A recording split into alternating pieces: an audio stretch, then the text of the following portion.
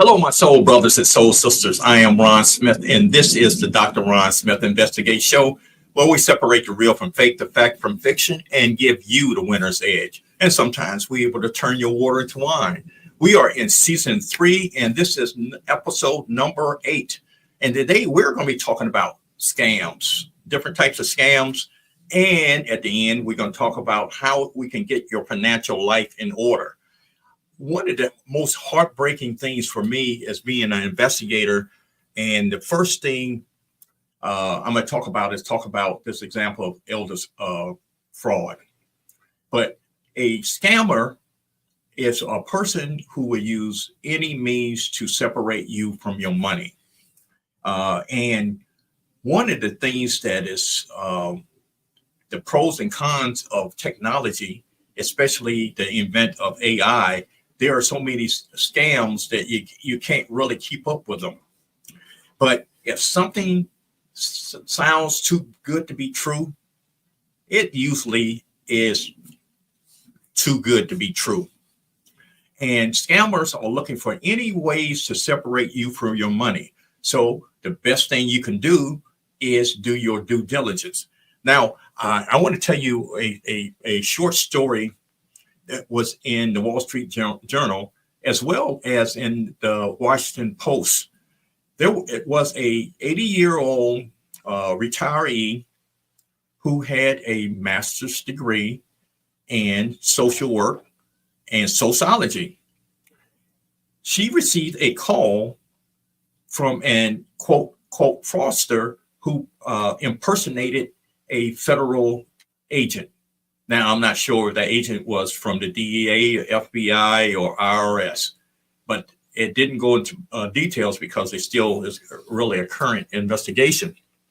So they called this lady and told her that her money that she had in her bank was need to be liquidated and converted over to either cryptocurrency or gold. So you have to put yourself in a 80-year-old person's shoes. Now, when you do that, you have to see things from a 80-year-old eyes, which means that if somebody from the federal government called you or contacted you, you would believe them. See, we have to keep a check on our elderly relatives, uncles, grandparents, even parents, to make sure that they are not being scammed. So, and also, if you think about the lifespan of the 80-year-old person, is that they grew up during the Depression. So basically, they were actually good savers, and they believe anything that came from the government. If it's a government official said it, it must be true. If it was on television, it must be true. Of course, we know that we get so much unfiltered news, so much information that has not been vetted, and we must do our own due diligence. But here's what the deal was. This person impersonating the government called this lady, told her that the money that she had in her account was subject to be lost, that she needs to go and get her money out, which happened to be $40,000, and go to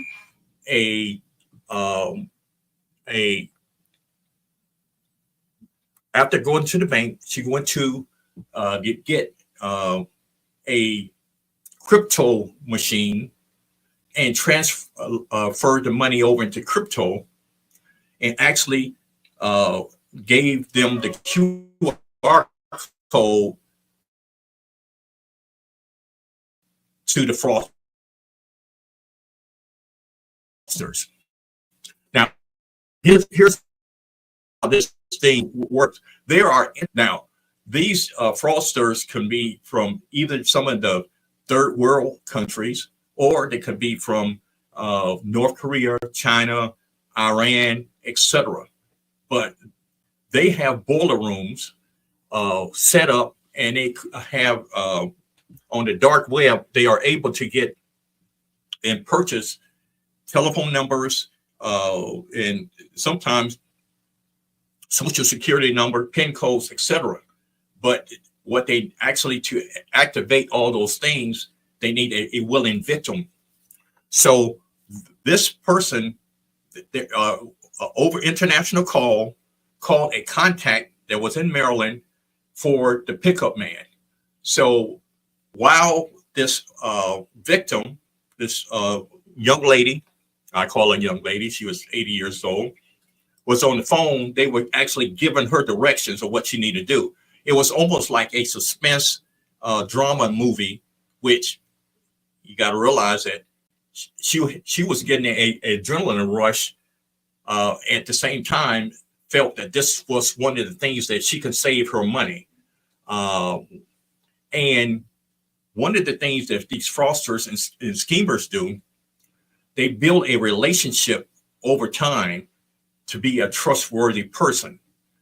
Most of our elderly people and people who are looking for romance, don't have to be elderly, are subject to be scammed and be a victim of fraudsters. One of the things that you can also help in this way, and I'm making this story maybe longer because I'm trying to provide some principles. If you have some elderly relatives, they need personal contact. They need somebody to talk to. They need somebody that they feel secure with, and they need somebody to continuously check on them.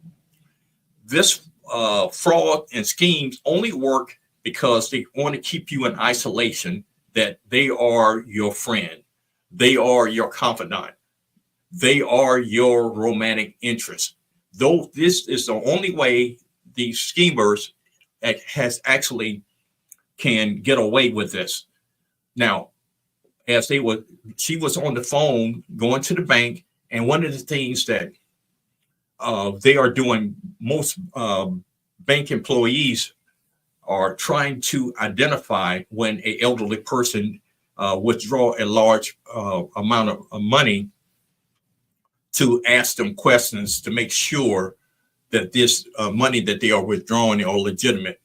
And that is another way that we can, stop this, these types of incidents from happening. But it is her money. So if she's adamant about making the withdrawal, there's nothing really they can do about it. So they were giving her, once she get the money, that she will go to a grocery store, and this happened to be a giant grocery store. She will see a man with a blue Honda, and when you see the man in the blue Honda in the parking lot, you go to his passenger door, give him the package. He would accept the package, and then you would go home, and basically that would be the end of the rendezvous. Unless they tell you basically go to a cryptocurrency ATM, deposit the money, and send them the QR code. The reason why they are on the phone, because they don't want any interference or any type of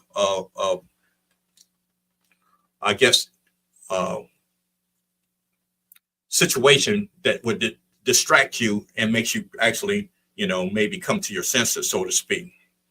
But once they transfer your cash into cryptocurrency, it's very difficult for investigators to actually find and locate where your money is.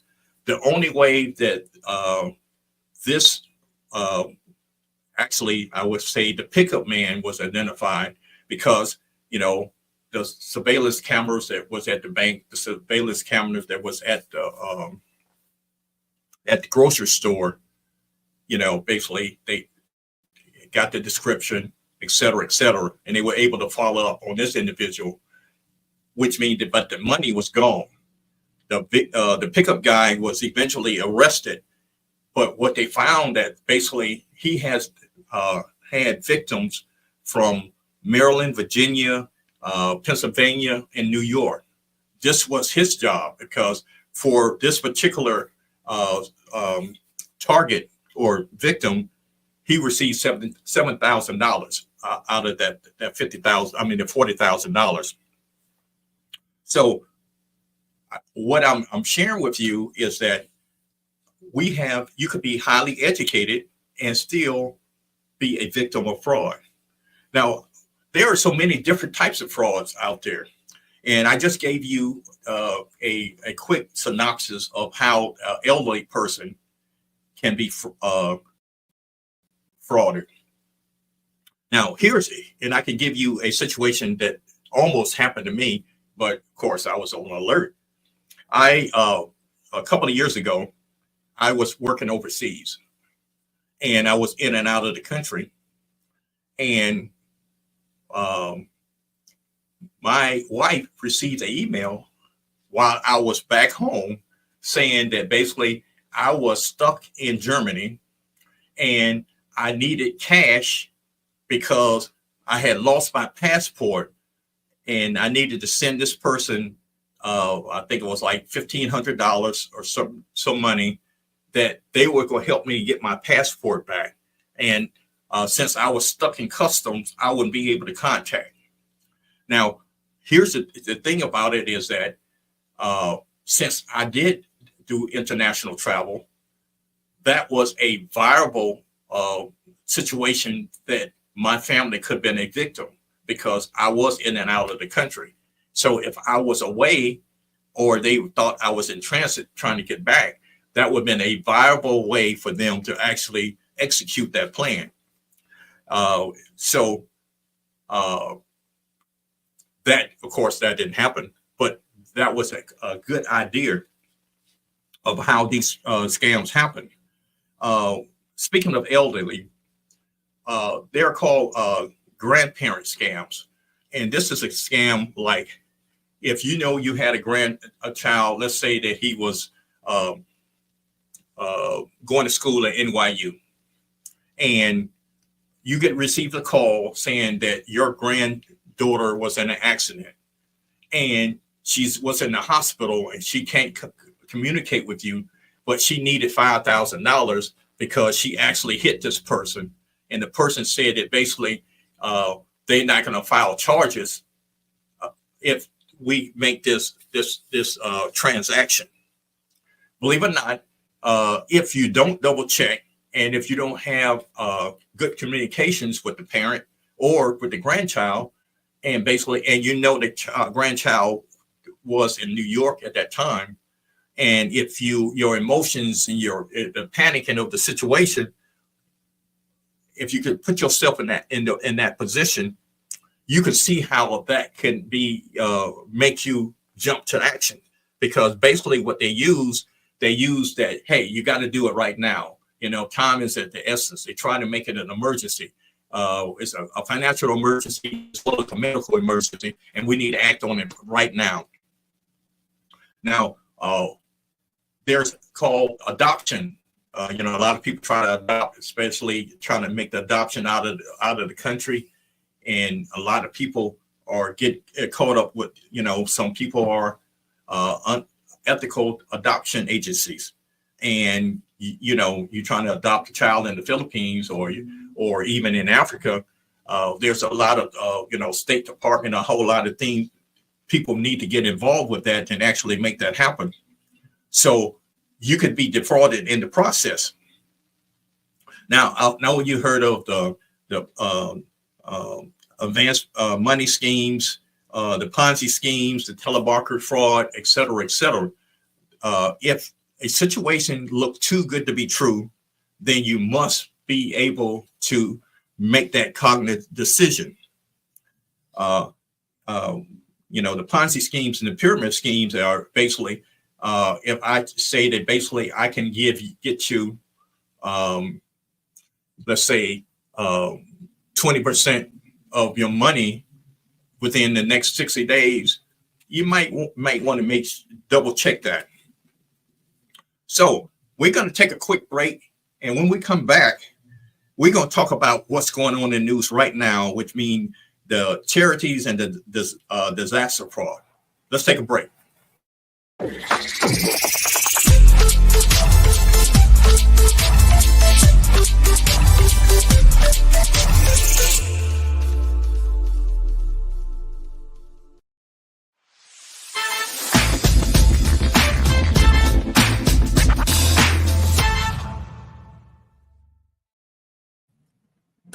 Welcome back. We're talking about schemes and scams and et cetera, and how people trying to separate you from your money.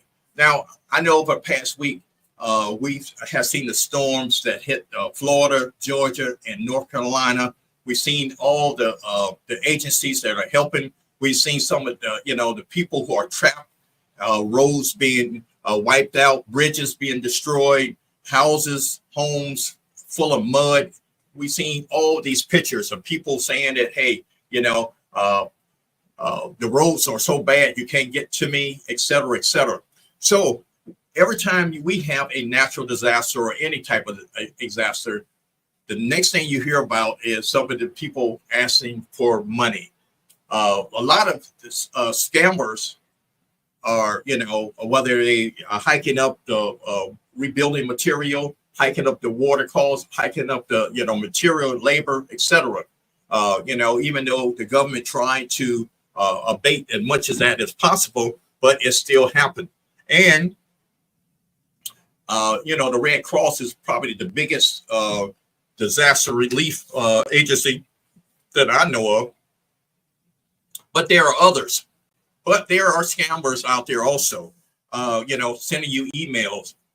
We see the crowd fund profile. You might even get a call from somebody saying that they are collecting for the disaster relief funds. All these things, and you might have people in that area that you might want to help.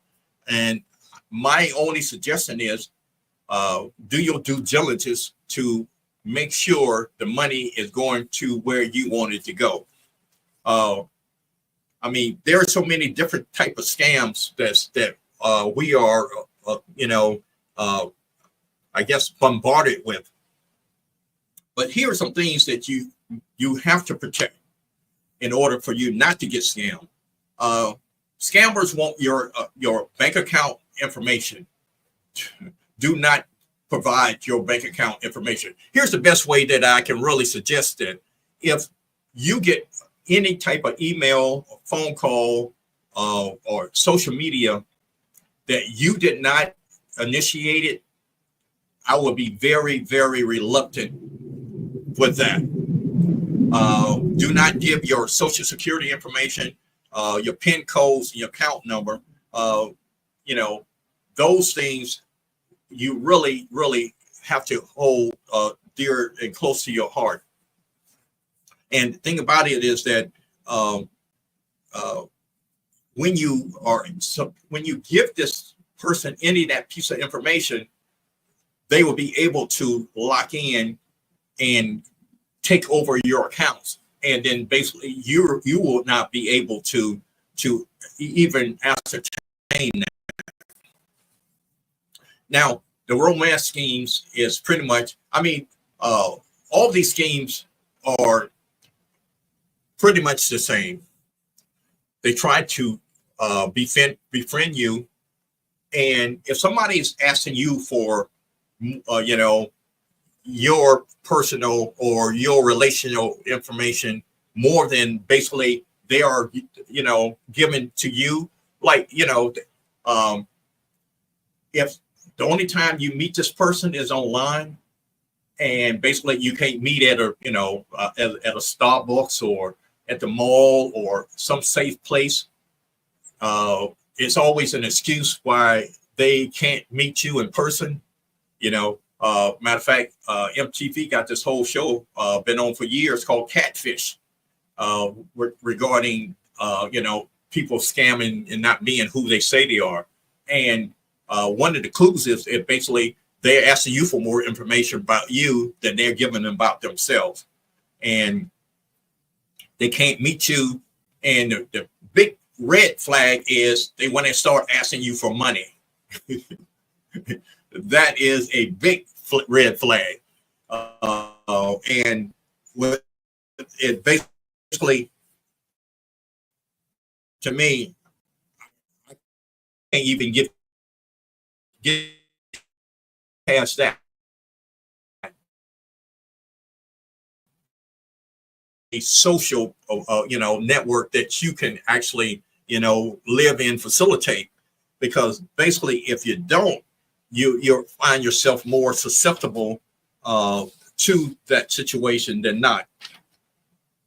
So now I know the one of the things that help scammers is that they know that if you find out that you've been scammed, whether financially or romantically, they know that basically you're going to be shamed. 99% of the people who have been scammed don't come forward because they said, I should have known better. This was too good to be true.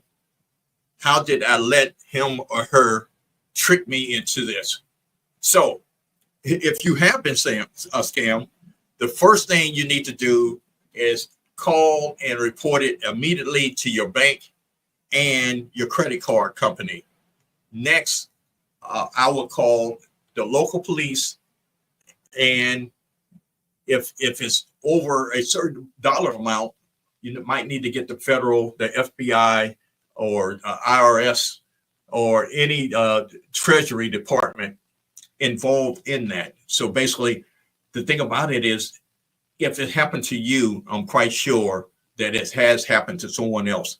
And one of the things that I want you to be clear on, we are talking about not a local and not a state. We're not even talking about a countrywide. We're talking about an international range of people who do this day in and day out. And matter of fact, about a month ago, 60 Minutes went undercover and they interviewed some of these people at some of these what I call boiler rooms, where this just a warehouse that is full of telephones, and they have a script that they go by, and they call people all 24/7 days a week to find victims. And believe it or not, these people in these foreign countries are making millions and millions of dollars being able to do this. So number one, you're going to call and report to your bank, your credit card company, and law enforcement. Number two, you're going to contact one of the three or all of the reporting credit bureaus, which mean basically Equifax, Experian, or TransUnion. Make sure that you contact them, and basically you put a fraud alert on your account. So basically this person won't be having your identity and prevent identity theft. Number three, what you want to do, you want to update your password and verify your personal information. Now, I know it's a pain in the butt, but sometimes you have to do a two-factor authentications to log into your account. I know it takes you longer to do that, but that is a way that you can actually prevent that. And what you need to do is set up real-time notification, which means basically if you are shopping at Nordstrom's, it would immediately be on your phone saying that, hey, you spent $90 at Nordstrom's, and basically you can verify that. So be on the lookout. Do not accept texts, because they use a text now, that that basically if you didn't make a payment by PayPal, and that, or you have a PayPal account, and you didn't do any transaction, and it pops up that hey, that you need to verify something on that, you may need to call PayPal or directly. So that was just really one of the examples.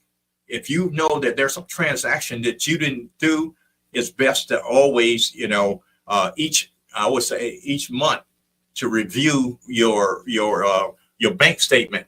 So basically you will be in touch with all your transaction.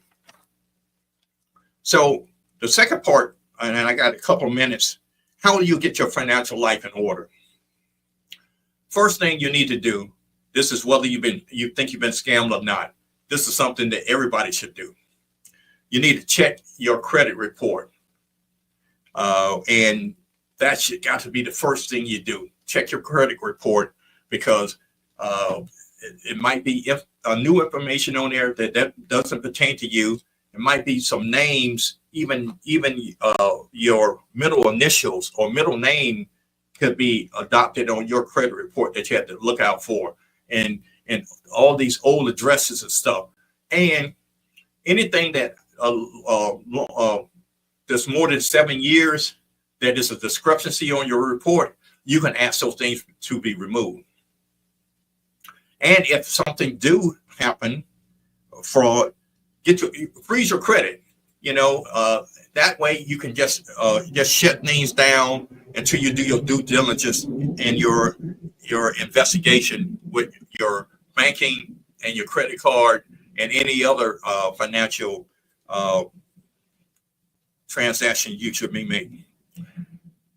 One of the things you should always have in mind is that you should calculate your net worth, which means that basically you should know what your assets and liabilities are. So if something erroneous is on your report, you'll be able to, address that immediately and say, hey, I don't know anything about this Rolls Royce being purchased in LA.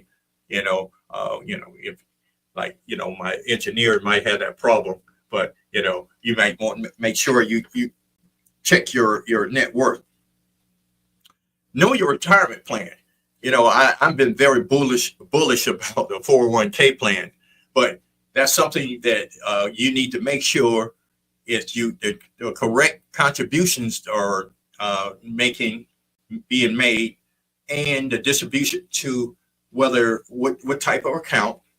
I strongly recommend a time date account, which means basically if you're within your first 10 to 15 years, you go aggressive, then shift down to medium, and then shift down to more conservative as you get ready to exit from your employer. And make sure you have a good grasp on the administrative fees that is pertaining to your account. Believe it or not, that 0.03 to 1% over your life or your career adds up very, very quickly.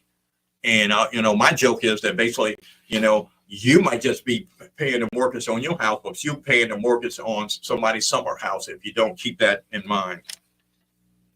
And you might need to start setting up your Social Security account online. So basically, you can keep track on how that is flowing. And it was a time when they said that basically you should wait to 65 or 70 to start receiving your Social Security. I counter that. I think at 62, as soon as you are able to do that, you should actually start receiving for various reasons. One being that basically they still haven't figured out how to do it past 35. That's the government, even though there have been matrix that been designed how to even counteract that. So if you're going to take it early, make sure you are investing that into your future. And that's what would be my suggestion. And also create your IRS online account. And that way, because now, matter of fact, I'm not sure if Virginia is going to be a direct filing state, but they are opening that up to a direct filing state. Cancel unnecessary services. That's from the Hulu to YouTube to all this Prime and all this other stuff. Make sure you cancel. And identify and prioritize your financial goals. And basically, that is what you need to do to get your financial life in order. I know I went over a lot of information, but what I want to really leave in is that if you have elderly people that you know that they need some assistance with their finances, they need, they need companionship, make sure you reach out to them, because that's how scammers get in, because they start trying to befriend our people and actually rip them off. I had fun. It's been a beautiful time with you. My time is up, and I thank you for yours. See you next time.